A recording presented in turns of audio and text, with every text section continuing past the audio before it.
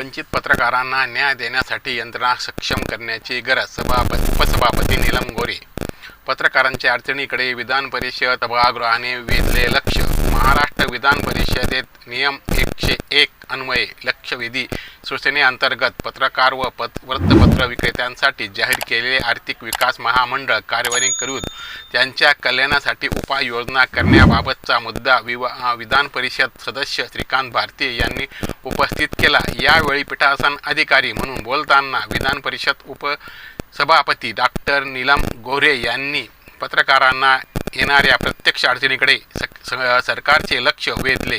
त्या म्हणाल्या की आचार्य बाळशास्त्री जांभेकर पत्रकार सन्मान योजनेचा लाभ अनेक पात्र पत्रकारांना मिळत नाही, कारण त्यांनी ज्या वर्तमानपत्रामध्ये काम केले ते बंद पडले असते किंवा संबंधित संपादकाकडून प्रमाणपत्र मिळणे कठीण होते. अशा परिस्थितीत पात्र पत्रकार अपात्र ठरत असल्याचे अनेक प्रकरणे त्यांनी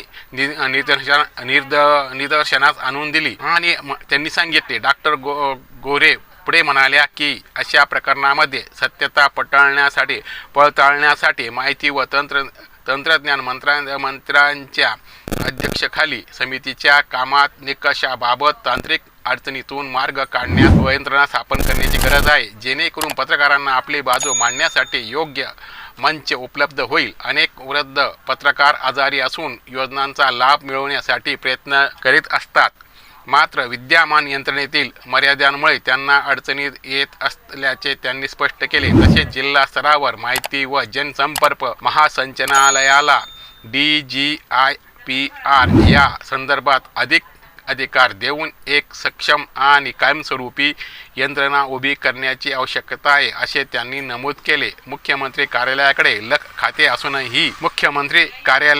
खाते असले तरी संबंधित मंत्र्यांनी या विषयाकडे लक्ष देऊन योग्य तो निर्णय घ्यावा, असे डॉक्टर गोऱ्हे यांनी सूचित केले. यावर सांस्कृतिक मंत्री आशिष शेलार यांनी सकारात्मक प्रतिसाद देत या सूचनांचा गांभीर्याने विचार करून आवश्यक उपाययोजना करण्यात येतील असे सांगितले.